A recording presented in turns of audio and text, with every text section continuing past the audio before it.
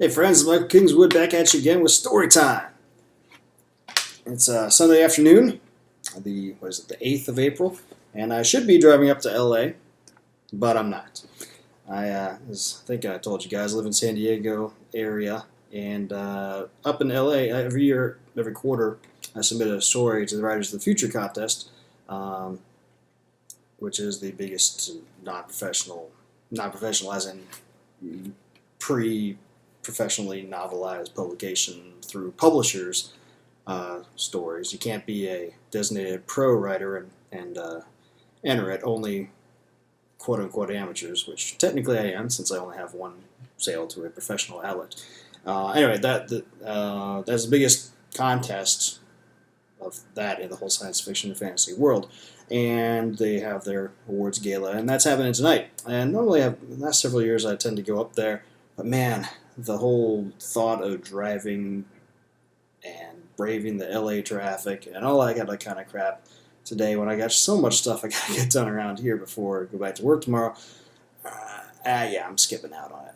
They webcast it, I'll probably watch the webcast, but I feel a little bad about skipping out on it, but man, I got stuff to do. One of those things to do is to read you guys a story. But first, we'll give you a little update on the Kingswood world.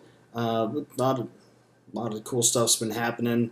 Not much writing in the last month. Got back from that workshop I told you guys about, and then I had to hit the books. Because in my daytime scifi job, I'm a project manager. And if you want to not leave money on the table, you got to go to the Project Management Institute and get certified as a project management professional. And I had the tests for that scheduled on 21st of March. I went in, got back from the workshop with about 2.5 weeks to go. I've been doing a prep course in addition to writing the short stories and reading the short stories all through late January and early February, and most of February.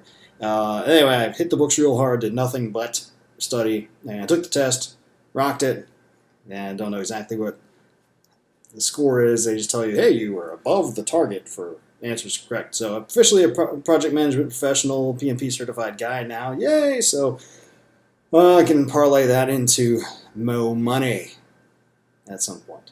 I'm happy with the gig I'm in the company I'm with right now. But and I'm sure that will.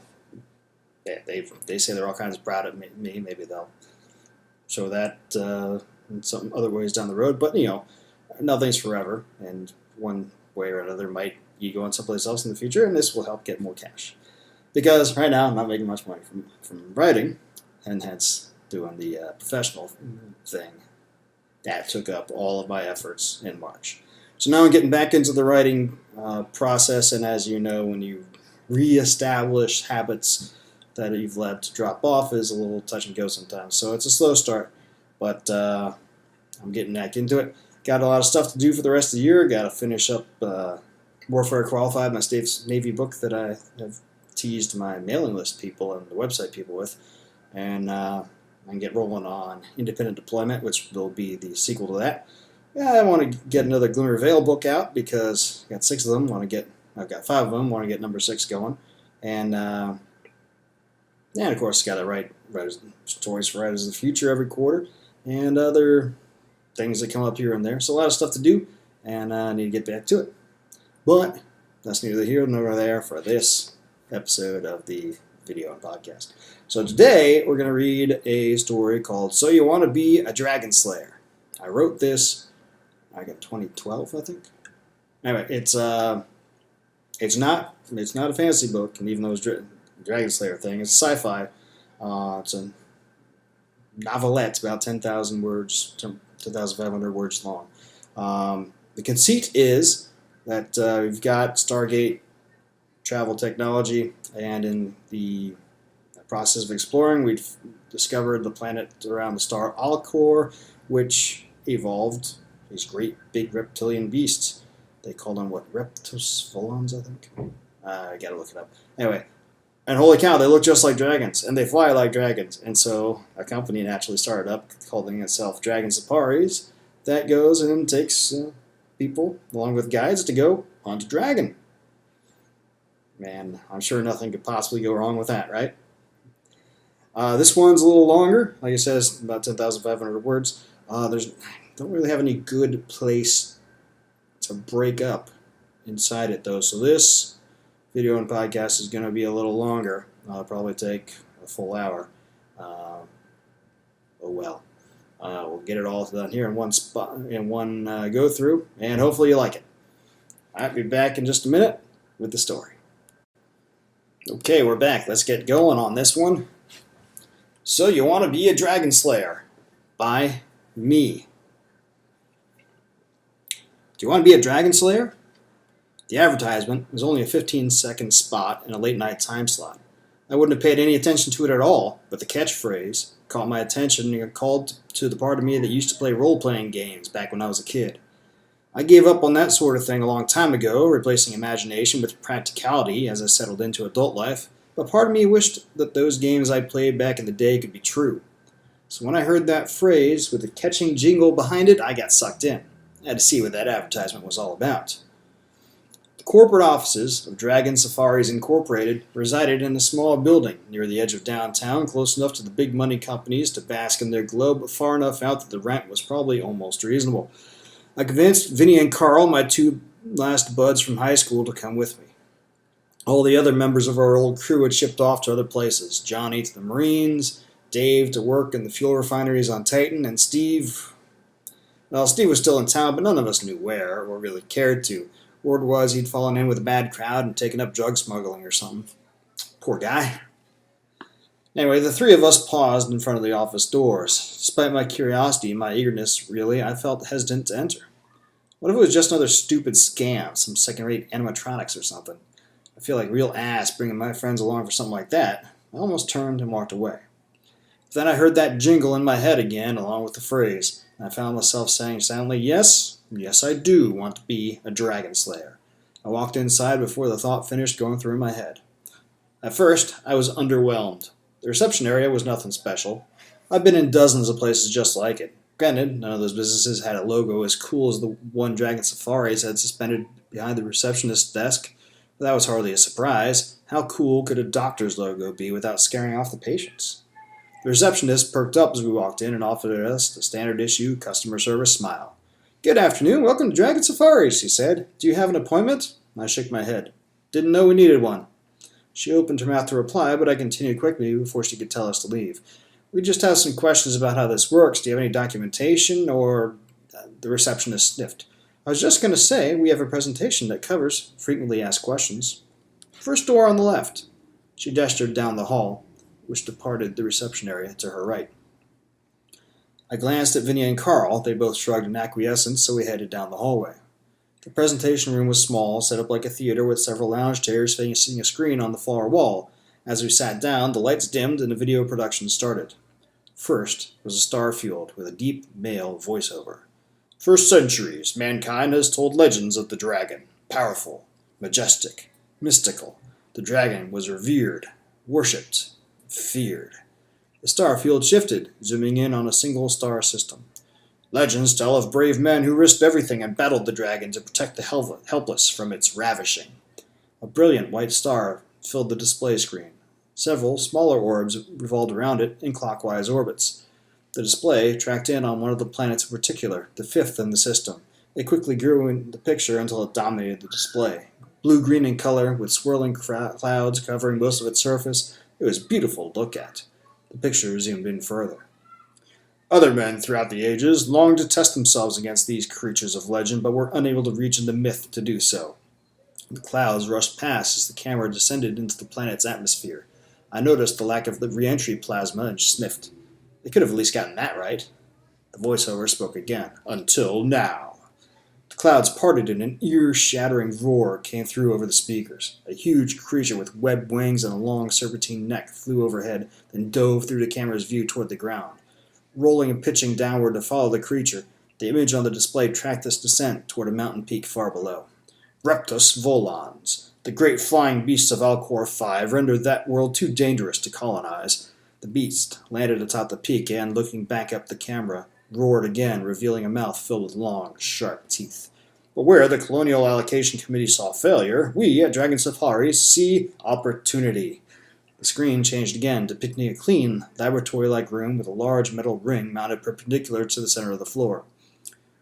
Parts of the ring lit up and a vortex began to form in the center of the ring. The vortex grew larger and larger until it filled the ring completely. Then there was a brilliant flash of light. When the light faded, wooded terrain, clearly a different place than the room, could be seen through the ring. Using state-of-the-art space portal technology, Dragon Safari engineers can have you on Alcor 5 faster than you ever thought possible. There, skilled guides will lead you on a journey of legendary proportions as you track down and challenge a dragon in a fight to the death. A new image filled the screen. It showed a group of grinning men all dressed in some kind of armor plating and carrying fancy-looking rifles, posing before a dead beast that was obviously the same species as the one from earlier in the video. Dragon Safaris has a full selection of weapons and protective gear specifically for this adventure.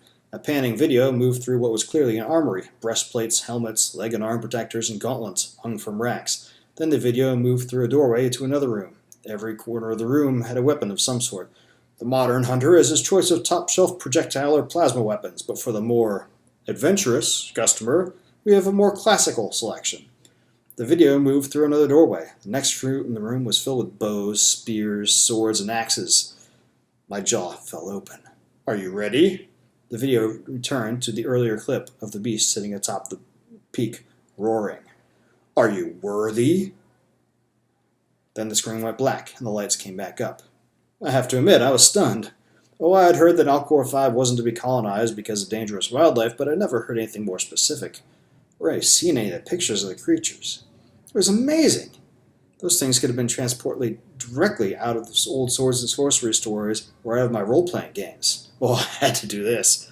Oh, hell yeah, Vinny said. I turned to look back at him and returned his ear-to-ear grin with one of my own. The earliest appointment we could get was a week later. That week seemed to drag.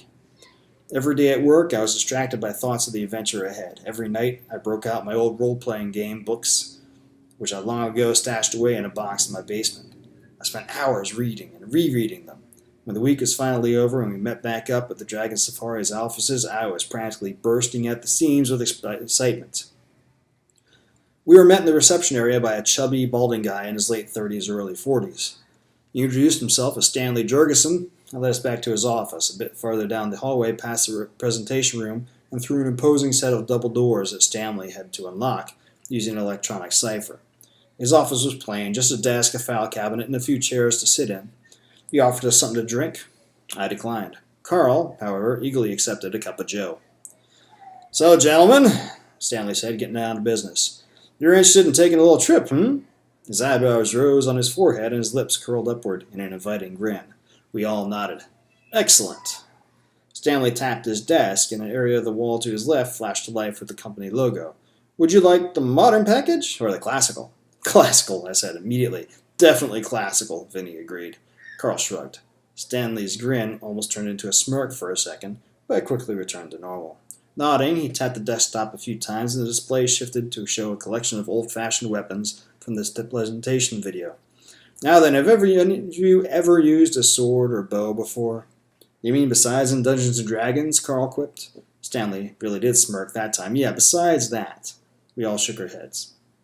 With a sigh, Stanley said, in that case, may I suggest you go with the modern package? The weapons are far easier to learn to use properly, and I cut him off. Classical, Stanley. He sighed again. Very well. With that, he turned around in his chair to the file cabinet and opened one of the drawers. He took a moment to rifle through a few folders, then turned back and slid a piece of paper across the desk toward each of us, along with a pen. This is a standard waiver of liability and insurance form. Part of your fee will cover medical treatment for injuries sustained during the expedition, but you agree to hold Dragon Safaris blameless for any permanent disability or death that may happen as a consequence of your participation. I immediately stiffened, feeling put off by the entire concept, but after a moment's thought, I realized it made sense. These dragon things were pretty big, and the trip would probably be dangerous. The liability insurance premiums alone would make it impossible for Dragon Safaris to stay in business if they didn't have some kind of waiver in place. Heck, I remember having to sign a waiver before riding on a roller coaster once. How was this any different? I signed the waiver and slid it back to him. He nodded to me, then to Carl and Vinny in turn as he accepted their signed papers as well. Now that's out of the way, Stanley said, his grin returning easily to his face. It consists of a medical evaluation followed by 2 weeks of preparation and weapons training, then a 2-day travel to Alcor 5. Our guides will do their best to find a dragon for you, but we cannot guarantee. Can't guarantee? You kidding? You gotta be kidding me, Carl said. What the hell are you paying you for then? Stanley's smile slipped. Your down payment will cover the cost of your training and the trip itself. The hunting fee is payable upon completion of your trip, assuming you find a dragon. If you do not, you owe nothing more. He drew a deep breath and added, I would add, however, that the reason the CAC disapproved Alcor 5 for colonization is the planet's large reptus population. We have yet to send an expedition that did not encounter one. What if it gets away before we can kill it? Vinny inquired. My thoughts exactly. Stanley spread his hands in a helpless gesture. We can only promise the opportunity, sir. Vinny nodded slowly, not looking pleased with that answer. Stanley was silent for a moment, as though he expected another question. Then, shrugging, he tapped his desktop again and the display shifted. Here's the cost breakdown for the classic package. As you can see, the total cost is freaking ridiculous, Carl said. Stanley looked at him with a bemused expression. We're not only training you for 2 weeks, providing you with room and board for that time, and a pair of highly skilled guides for your journey, but we're sending you to another world 82 light years away. Those expenses add up quickly. Carl withered a little bit as Stanley's logic sank in. Is that the total cost or the cost for each of us? I asked, gesturing toward the calculations on the display screen. Total, Stanley replied, and I, at least, relaxed a little bit. Carl was right, it was a lot of money. But split 3 ways, it would be quite a bit easier to come up with. Don't worry, Carl. Vinny and I can help you out, I offered, preparing myself for the inevitable pushback. Carl was a proud guy, but he didn't make much money, and he hated when someone else mentioned that fact or even alluded to it. I was surprised, though, because he didn't fire back. He just nodded and said, Thanks, bro. He must have been as excited to do this as I was, though, as usual, it was impossible to tell from looking at him. In reality, Vinny was the moneybags of our little group. His accounting business had been on fire lately, and he was really raking it in. He wouldn't tell us how much he earned these days, but it was obviously a lot. His house was paid off, and he had a great car, a sailboat, and a slip on the lake, and lots of designer clothes. Not that I was doing badly by a stretch of the imagination, but he was definitely top dog among us, at least financially. So there really was never a concern about being able to afford the trip, but we had an unspoken rule: no mooching. Everyone chips in his fair share. It served us well over the years, and we were not about to cast that rule aside.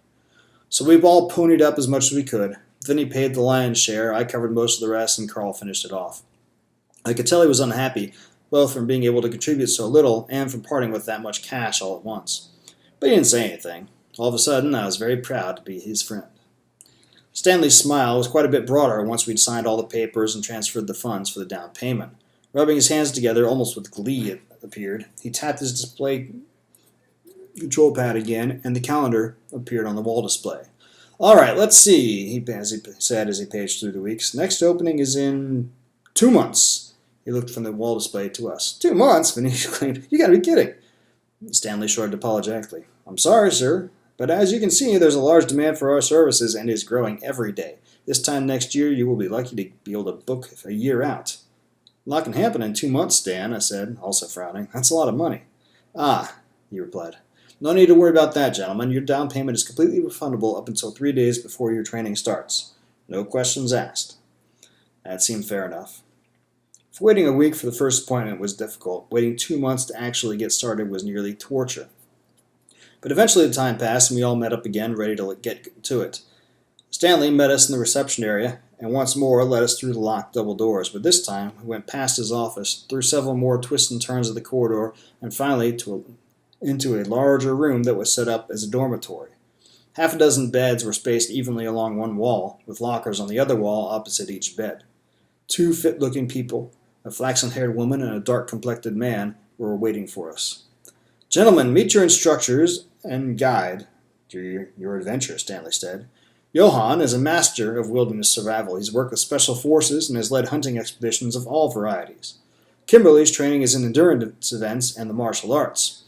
There was a long silence. I could feel both sets of eyes scanning us, judging every little detail as Stanley made the introductions. It was not a comfortable feeling. Then Stanley cleared his throat, drawing every eye to himself. Right, I'll leave you in their capable hands. Best of luck, gentlemen. With that, Stanley smiled and left us. Pick a rack, Johann said in a deep baritone. "You got 30 minutes to get settled in, and then we'll begin your training." Then he and Kimberly also left. Vince whistled softly as the door had slid shut behind them. "Oh man, I just found the only rack I don't want to rest my head on. Did you see her?" Carl snorted. "Whatever, man. She's a butterface." Vinny looked at him, a perplexed expression on his face. "Huh?" I couldn't help but chuckle. "Jesus, Vinny, you know. Nice body. Butterface!"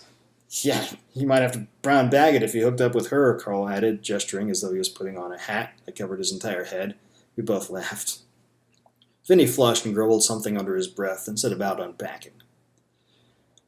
True to their word, Kimberly and Johann returned after half an hour. To the second. They only paused in the dormitory long enough to look us over and gesture for us to follow before they turned and walked away. The first stop was the medical exam. 3 men in white lab coats waited for us in an exact room that was the same, in an exam room that was the same as every other one that I'd been in, except that it had 5 beds separated by sliding curtains. For an hour, they ran the standard battery of tests: height, weight, blood pressure, blood work, reflexes, hernia, eyes and ears, the usual. By the end of the hour, I was about ready to ask for a refund. Then Johann and Kimberly returned and the docs released us to their custody again. They led us around a few more corners and through a wide set of double doors into the armory. Things were looking up.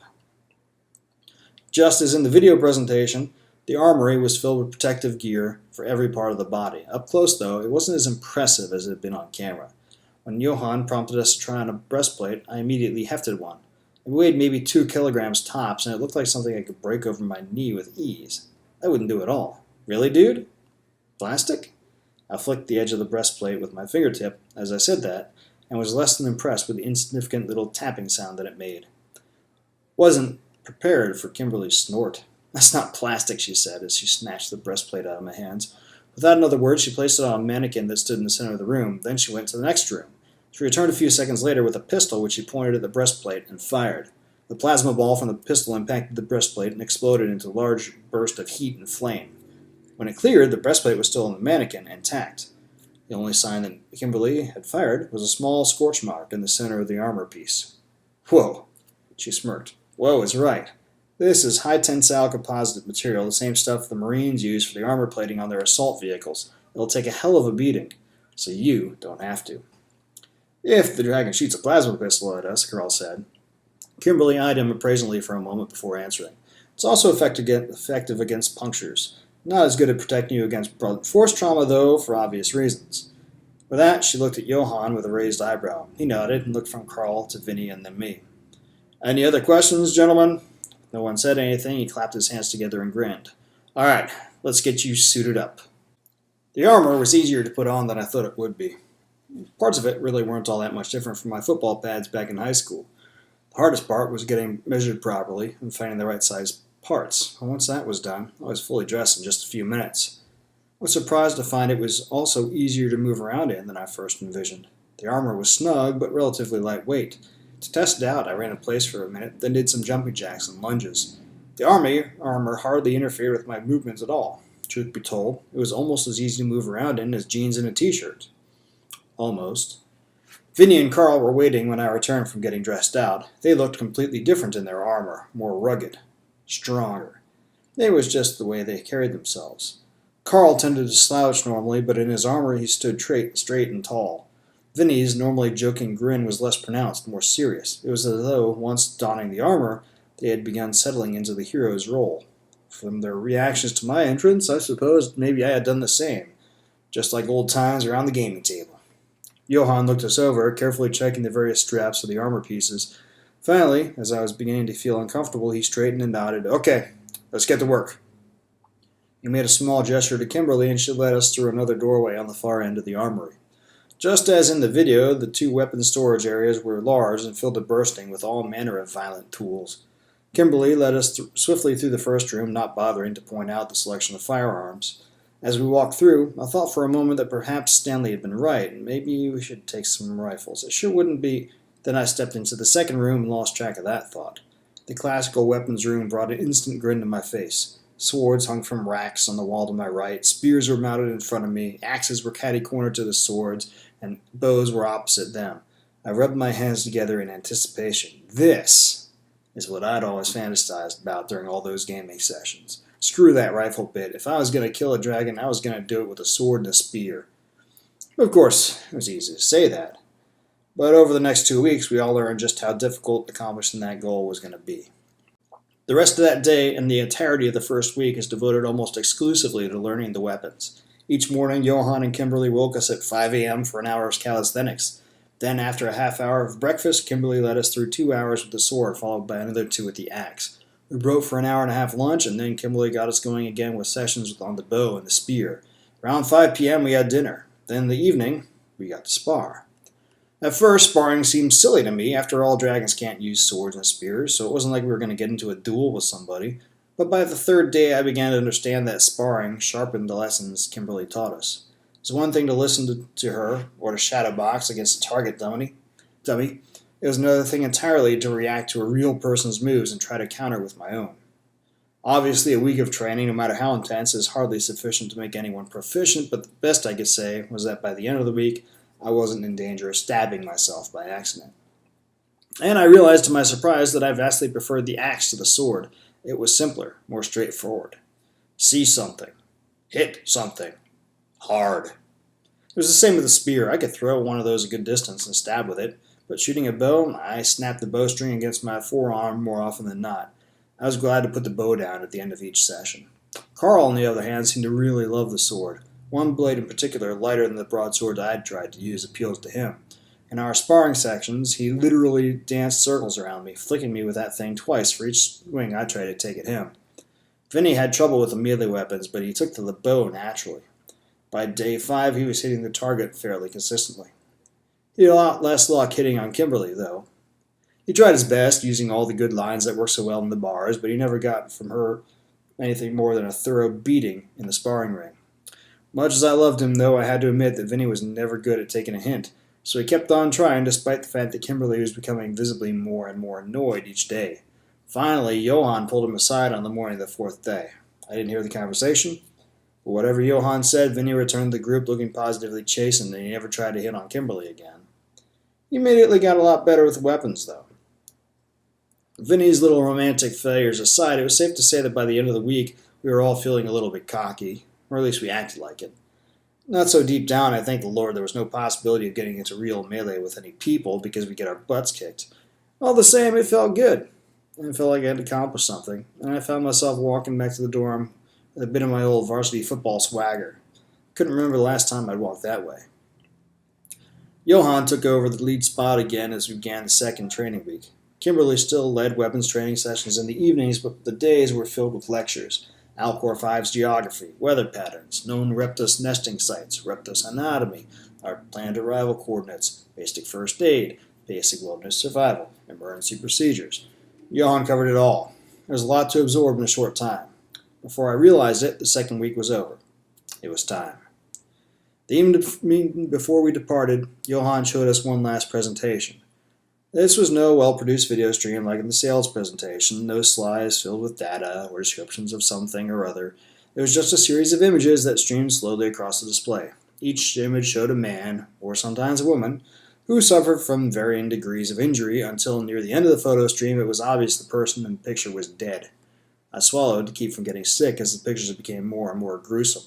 Next to me, Vinny squirmed in his seat. He looked a little bit green himself. Carl was stoic, as usual.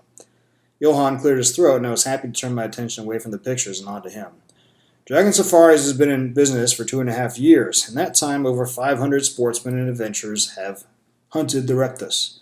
35 received serious injuries that required hospitalization once they returned. 4 died. He paused for effect, looking each of us in the eye for a moment. They died because they didn't heed their training and because they didn't listen to their guides on the trip. They tried to hot dog it and paid the price. The Reptus is a powerful beast and it can kill you in a second, armor or no, if you don't respect it. Kimberly walked over from the small cabin against the wall opposite the door and pulled out 3 spiral-bound booklets. She handed one to each of us and said, "This is a full description of the medical policy associated with your trip. It also has space for you to write down emergency contact data for your next of kin should anything happen to you. In the back is a pre-prepared template for last will and testament. We only require the contact information, but I would highly encourage you to make out a will if you haven't already. An attorney and notary will be available in the morning before we leave to officially register the will if you wish. Are there any last questions? Johann asked. I had a million questions, but none that really pertained to the immediate situation at hand, so I shook my head no.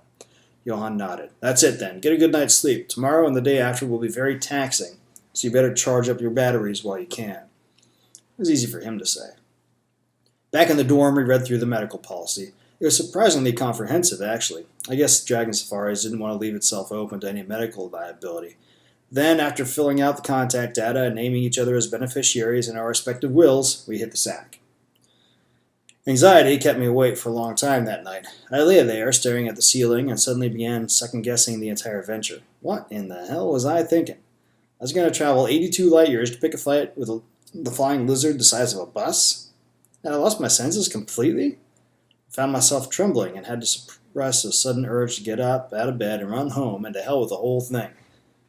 Then I looked over at my buddies in their beds and found them lying awake, same as I was. Dude, we gotta be freaking crazy, Vinny said into the silence. I burst out laughing and kept on laughing until I fell asleep. The next morning, bright and early, we suited up into our armor and selected our weapons. I selected an axe and 4 throwing spears that were designed to collapse down into a harness on my back. Carl equipped himself the same, except that he took a sword. Vinny took a bow and a long-bladed knife. As we filed out of the armory and down the corridor to the transport room, Kimberly waved a device of some sort over our steer tips and arrowheads. What are you doing? I asked. The missile weapons all have explosive charges in their tips to give them a bit more punch, she replied. This device activates them. Can they go off? Carl asked, suddenly looking worried. She shook her head. Final arming occurs in flight. It runs on an accelerometer in the spear or the arrow itself. Even if you dropped it onto its tip, that wouldn't be enough to set it off the charge. That made him feel a little bit better. But it sure would have made me feel a little bit better. It sure would have been nice to learn about that little feature earlier. For their part, Johann and Kimberly weren't going the classical route. They each had a plasma rifle slung over their shoulders and pistols on their hips along with knives similar to Vinny's. The plan was for them to not get involved in the actual fight with the Reptos unless absolutely necessary. As a result, last resort, if it all went to hell. Given that, I suppose it made sense for them to pack as much firepower as possible. The transport room was the same sterile, laboratory-looking room from the information video. The portal itself was distinctively simple-looking. 8 feet across, it looked like a plain metal hoop with some inset lighting. Of course, appearances can be deceptive. That was doubly true in this case. During our 2-month wait, I'd done a little bit of research on space portal technology. That ring was about to direct hundreds of millions of kilojoules of energy and create an Einstein-Rosen bridge. Unfreaking believable. A control station was mounted on the wall near the doorway. A technician in a light blue jumpsuit with the Dragon Safari's logo on the breast punched in a few commands, and the lights in the portal lit up. Just as in the video, a vortex slowly began to form in the center of the ring. Gradually, the vortex grew larger until it filled the ring. Then, right on cue, came the flash of light. It took a moment to blink away the purplish spots from my eyes. I cursed myself for a fool the entire while. I had known that flash was coming, after all. Finally, my vision cleared enough to see through the ring.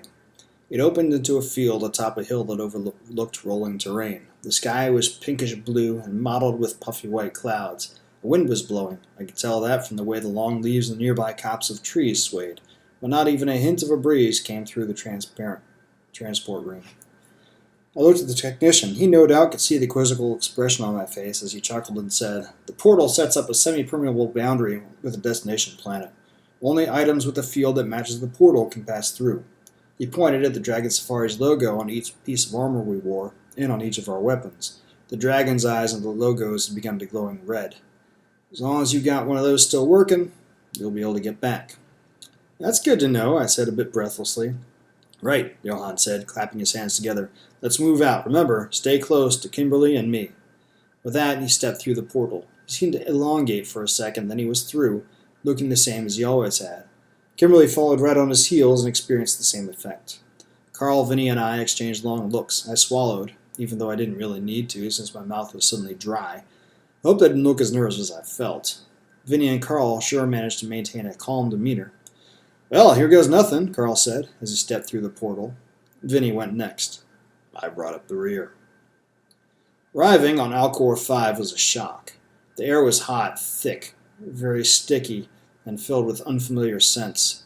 The ground was spongy, almost like walking on astroturf, and I immediately felt lighter. That made sense considering Alcor 5 had only about 85% of normal Earth gravity, but it's one thing to expect something intellectually, and another to experience it firsthand. I'd never been off-world before.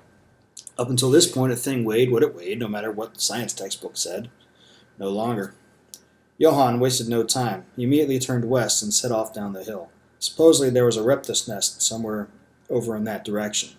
We all fell in line behind him, first Vinny, then Carl, then me, and finally Kimberly, who took up position at the back of our little troop. As we walked away, I looked back over my shoulder just in time to see the portal close behind us.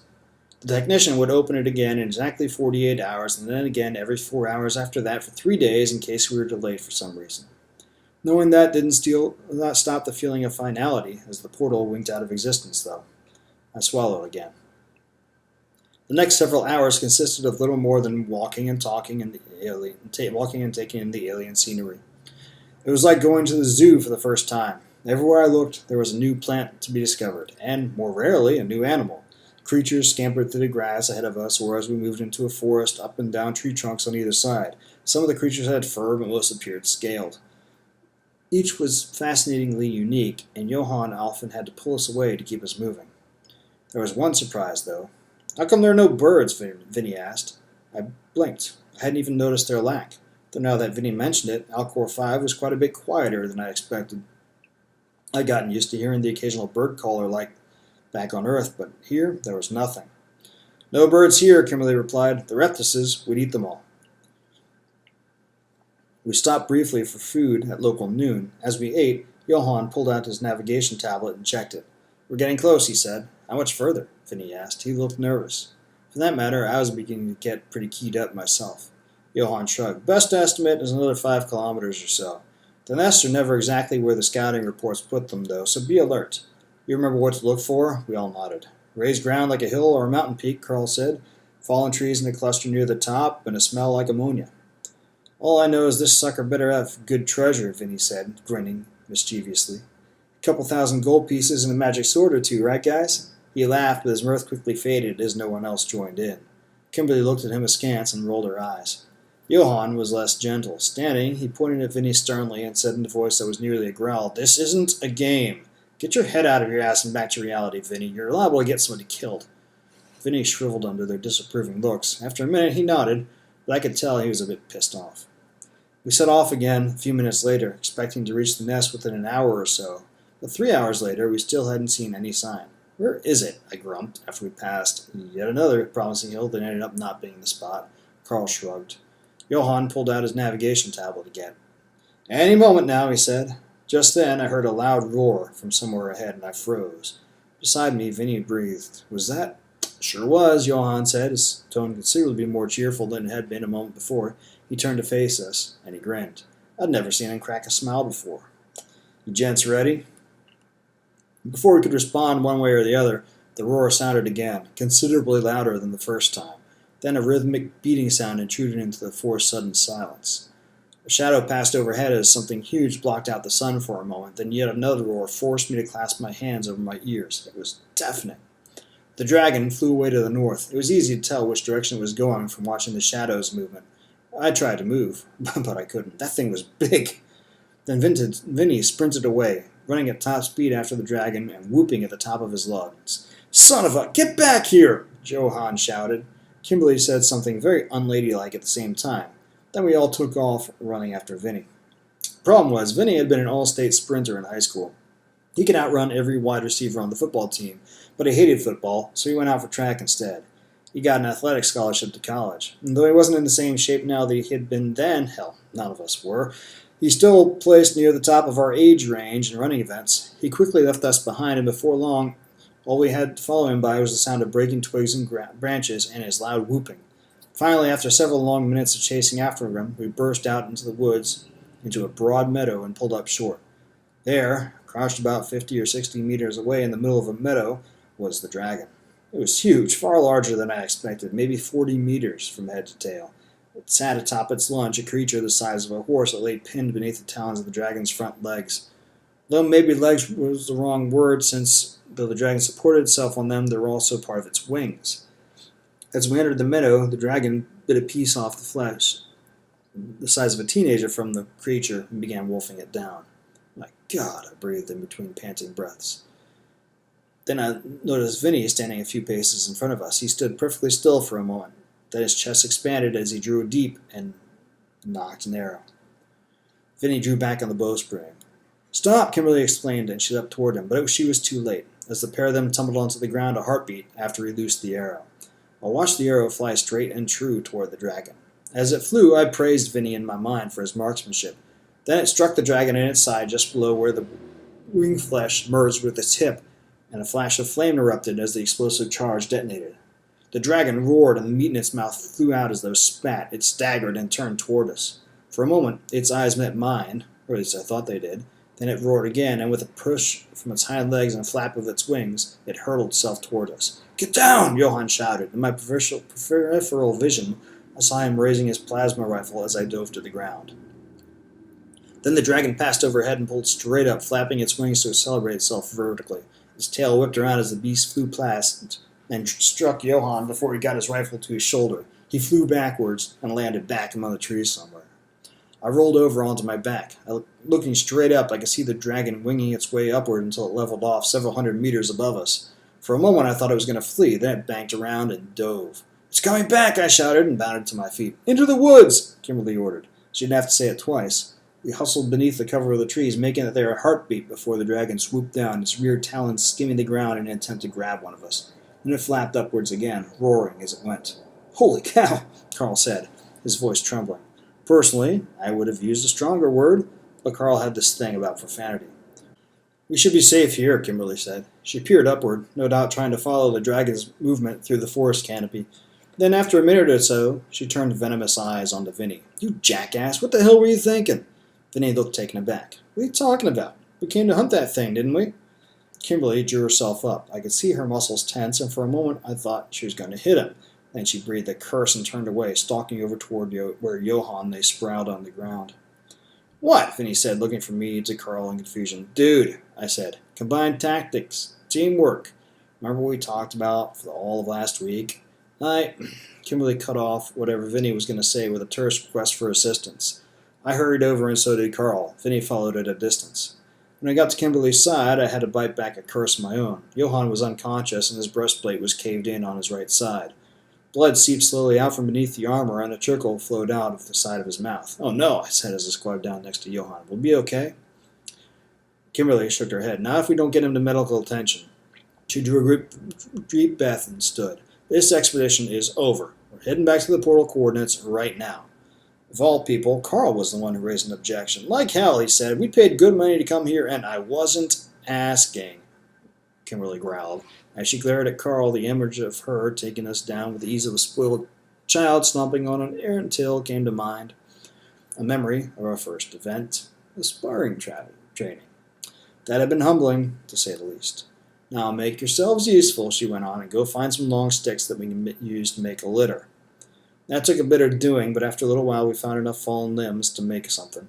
It required the use of our only tent to make something to lay Johann on between the limbs, but after a bit of work we had a litter, which probably would have been faster if the dragon hadn't flown overhead 5 or 6 more times and distracted us with its roaring each time. Moving Johann onto the litter was in one sense easier and another more difficult than I thought it would be. He weighed less here, but whatever advantage that gave me and Carl in lifting him was more than made up for by the fact that we had to worry about exacerbating his injuries if we did something wrong, getting him into position. But eventually we got him properly settled. Johann's navigation tablet was crushed, but fortunately Kimberly had one of her own. As soon as we had Johann on the litter, she gestured for us to follow her and set off toward the portal site. Watching her move out, I was torn between knowing that heading back was the right thing to do and desiring to stay and finish what we started.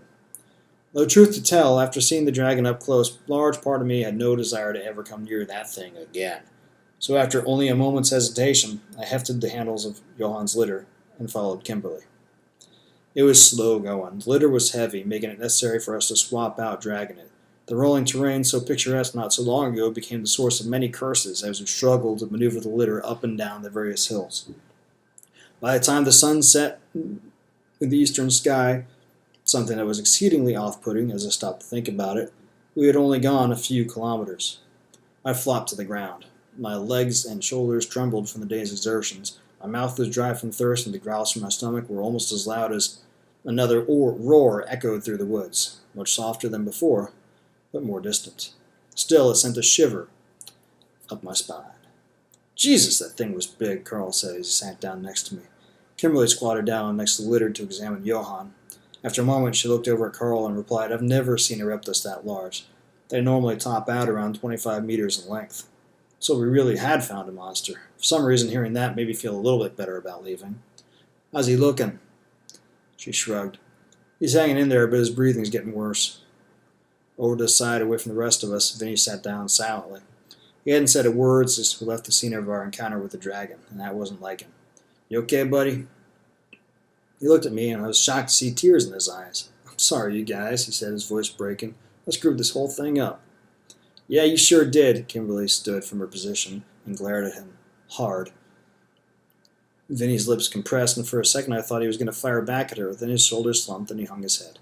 Jesus, Kimberly, he made a mistake. He didn't intend... Kimberly cut me off. He didn't intend? Who gives a damn what he intended? Look what happened because of him. She pointed toward Johann and glared at me for a few seconds. Then she turned and stomped away, very quickly moving out of sight behind a cluster of trees. A long silence followed that was punctuated by soft sobs coming from Vinny. I glanced over at Carl and saw him chewing on his lip the way he did when he was contemplating something that troubled him. I felt the same way. I wanted to let Vinny off the hook, but it was hard to deny Kimberly's words. Abruptly, Carl stood up. I'm going to go get some wood for a fire. That left me and Vinny alone. I had no idea what to say, so I voiced the first thing that came to mind. Could be worse, brother. Vinny looked at me. His eyes were red, his cheeks wet with tears. How? I gestured toward the sky and managed as light a tone as I could. Could be raining. Vinny's eyes widened incredulously and his jaw dropped. For once, it seemed, he had no comeback. We sat there for a moment, mutually speechless. Then we both burst out laughing. A long, throaty, therapeutic set of guffaws that left us both panting and for breath and wiping our eyes. Carl came back just then, carrying an armload of branches and twigs. He looked askance at us as he sat the firewood down over to the side of our little gathering spot. It's so funny.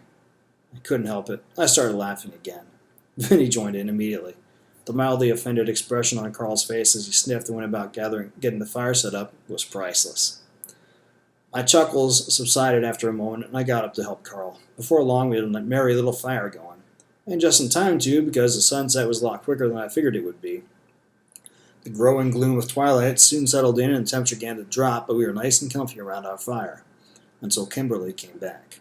What the hell are you doing? She thundered as she walked into view. Put that fire out. What? But Carl began, but she bowled right over him. Christ, didn't you listen to anything last week? She snarled as she kicked dirt onto the fire. The reptus has extremely keen vision. It'll see even a small fire from 12 kilometers away, I finished. You said not to light a fire before the hunt because it would make it wary or induce it to move to another area. The hunt's done now, so who cares? She glared at me for a moment, her foot raised in mid-kick. Then she sighed, nodded, and lowered her foot slowly to the ground. You're right. But what we didn't tell you, because most of the time it doesn't matter, is that an enraged reptus will sometimes see a fire and decide to attack. No one knows why. Some have hypothesized they've come to associate flames with hunting parties. Across the fire pit from me, Vinny began choking on a swig of water he had just swallowed. What? Kimberly shrugged. It's up to you if you want to keep it. I'll be sleeping over there. She made a vague gesture towards the woods, now pitch black in the moonless light. The three of us traded glances. Then, our decision made, we wasted no time in helping her smother the fire. It was a long, chilly, uncomfortable night. We slept huddled together in a group surrounding Johann's litter. Or at least we tried to sleep. I probably got an hour of actual quality shut-eye. The rest of the night I spent struggling to ignore the cold or pretending to be comfortable while longing for the relative luxury of the tent that we'd used to make the litter. Finally, dawn came. No one hesitated to get up, despite the fact that we were unable to rest properly. The promise of a return to the luxuries of modern living was all the motivation we needed to get up and get moving as swiftly as possible. Firm resolve and determination to cover ground quickly faded, though, before the onslaught of sore muscles, a heavy load, and difficult terrain. Morning turned to noon, and we barely made 8 kilometers. The portal was still another 15 kilometers away, give or take. There was no way we'd get there before nightfall. On the bright side, Vinny huffed as he took his turn dragging the litter. The tech wasn't planning to open the portal again until tomorrow anyway. That was true enough, but it wasn't much comfort. It would have been nice to not have more walking to look forward to in the morning. We made camp that night in a valley that was tucked between a trio of hills. A small stream ran through the valley and provided a supply of fresh water, once it was purified, of course. But then there was another reason Kimberly chose it, one that made me forget all the rotten things I thought about her in the past. "We'll build a fire tonight," she announced shortly after we collapsed onto the turf. She grinned as we looked at her, no doubt seeing the complete surprise I felt etched onto all of our faces. Whatever she saw, it made her chuckle. She gestured toward the 3 hills and said, "These hills will shield the light from Reptus's eyes unless he's almost directly overhead. And if he's there, we got bigger problems than a campfire," Carl finished. "Exactly. Besides," she said, glancing at Johann, it'll do Johann good to have more warmth tonight." And so, when I woke up the next morning, I felt one hell of a lot better. It's amazing the assistance of a bit of warmth will give toward getting a good night's sleep. And of course, a good night's sleep can make all the difference. I'd once heard a phrase, "sleep is a weapon." That morning, I felt the truth of that statement as I felt recharged, ready and eager to take on the world.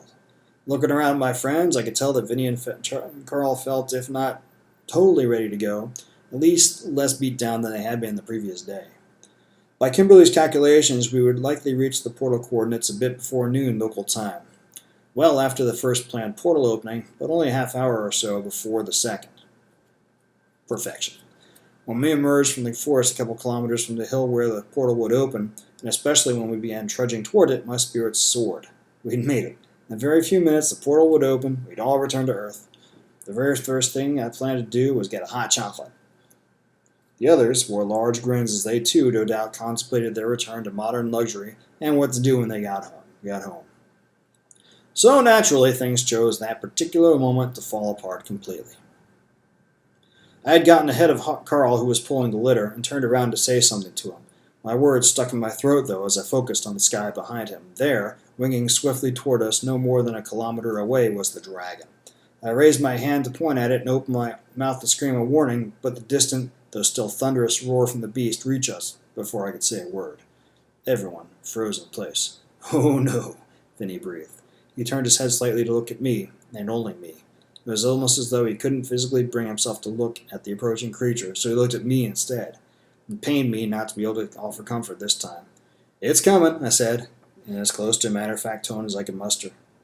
The dragon was about 3/4 of a kilometer away now. The tree line was about half a kilometer away. We would never make it. "Spread out," Kimberly ordered. I looked her way and saw that she had unslung her plasma rifle and was checking its charge status.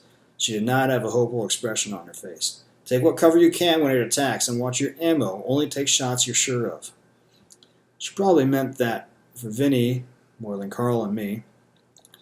Nonetheless, I noticed Carl pulling a spear out of his back harness. I did the same and pressed the control to extend it to its full length. Then I moved a bit away from the others and waited. It wasn't a long wait. The dragon swooped in, issuing a deeper, more throaty roar than it had in the past. One of Vinny's arrows struck it in the left shoulder, and the roar became more of a shriek. Its shoulder dipped, and it turned it into a bank toward Vinny. Then a ball of plasma from Kimberly's rifle struck it in the belly. For a moment I thought maybe the 1-2 punch of arrow and plasma rifle would be enough to finish the beast off. Wishful thinking. It just made the dragon mad. The beast quickly righted itself and dove toward the center of our little group. I hit the dirt and saw Carl hurl his spear upwards before my senses were obscured by wind-blown grass, the sound of beating wings, and the whooshing sound of the dragon's tail flailing through the air where I was just standing. A solid thud announced the dragon's momentary landing. Then a high-pitched shriek of terror and pain rang out. "Kimberly!" I boosted myself onto my hands and knees in time to see the dragon toss its head and see Kimberly, who had apparently taken into its maw, fly through the air like a thrown-away trinket before landing in a heap. Then the dragon kicked itself airborne again. As it flew upwards, I was gratified to see 3 small trails of smoke streaming from its body, though that positive feeling faded quickly as it became clear that the wounds weren't slowing the dragon down much. We had a moment's respite at least, so I rushed over to where Kimberly lay. She was a mess. Several of the dragon's teeth had penetrated her armor, and she had a number of bleeding puncture wounds. Her left leg was twisted beneath her at an awkward angle, and she was not moving. But she still breathed and had a pulse. It was weak and thready, but it was there. It wasn't time to tend to her, though. "Here it comes again!" shouted Vinny. Every fiber of my being shouted for me to run. Staying here out in the open like this was foolishness. The dragon would swoop in and take us out, and there was nothing we could do about it. To stay and fight was certain death. To flee, though, I could make it. The odds were not great, but it was possible. If I waited until the last moment, when Vinny and Carl engaged it, shame filled me, bearing the urge to run beneath its weight and smothering it. I would not abandon my friends to their fate. This was it, but at least I'd face it like a man. Glancing at my two best friends in the world, I saw fear in their faces, but on top of that, a steely resolve. This is why we'd come. After all this, nothing would intimidate us again. Shame gave way to adrenaline-laced euphoria as the dragon banked around and began his dive toward us. Not realizing what I was doing, I thrust my steer up into the air and issued a roar of my own. Guttural, emanating from something primal within me, it felt as though that roar itself would knock the creature from the sky. To either side, I heard Carl and Vinny taking up the roar as well. Together, we made a harmony of defiance, taunting the dragon in all its brutal beauty. "Bring it on, foul beast, bring it on!" The dragon headed straight toward us. Toward me. Our eyes met, and just as they had in the meadow a day and a half earlier, its maw opened as it streaked closer. It was death on the wing come from me. Part of my mind still screamed at me to duck, to run, but its screams went unanswered as the primal force within me refused to let loose its hold. The dragon's tongue ran over its teeth and its mouth opened even wider to scoop me up, a tasty morsel ripe for the eating. Screaming a curse at the approaching death, I drew back and threw my spear with every bit of power I could muster. I'm told the salespeople at Dragon Safari still talk about that throw. How my spear entered the dragon's mouth and exploded in its throat.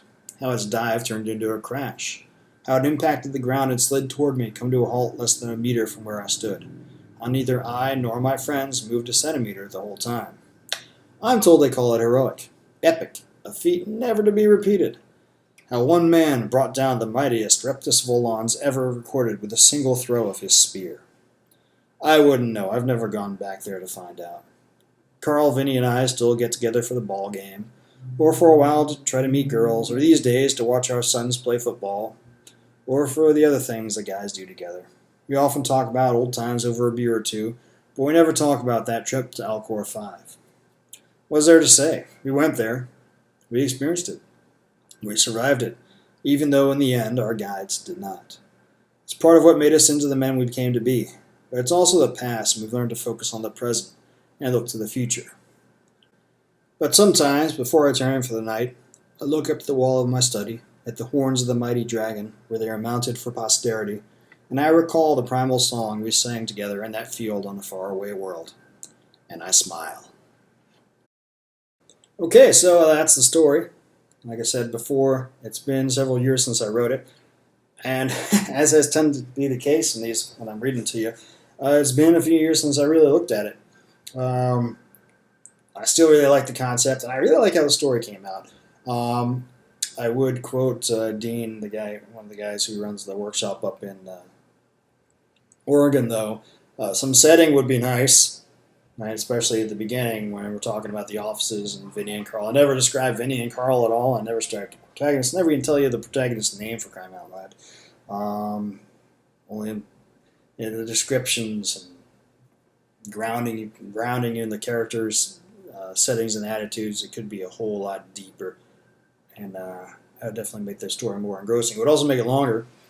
Maybe not. It wouldn't have to be too much longer. I mean, probably a couple thousand words really would do the trick. But I still think it's a cool story. I don't know. You tell me what you thought of it. Hopefully you liked it. If you do, tell me. If you don't, tell me that too. Yeah, tell me why. That's cool. It's all about. I'm all about talking, and interesting to hear what you guys have to say. And of course, if you do like it, go pick up a copy. Right. My web store is at ssnstorytelling.com/shop.